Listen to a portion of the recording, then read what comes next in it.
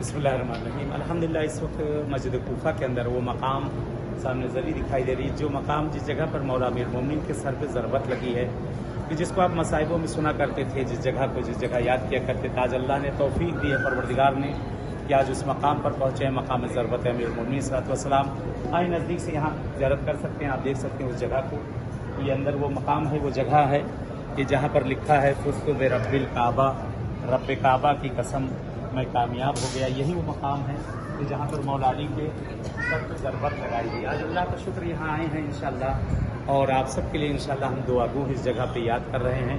खुदा आपको भी आना नसीब करें इन सब बारगाहों में, और परवरदिगार आप सबकी भी हाजत को पूरी करे। दुआ कर रहे हैं आप सबके लिए, तमाम मोमिनीन मोमिनात के लिए दुआ कर रहा हूँ। इस मकाम के सदक़े में खुदावंद आलम जो हाजतें हैं आप सबकी अहले बैत इनायत करे, जो मुश्किल परेशानियाँ हैं सब दूर करे।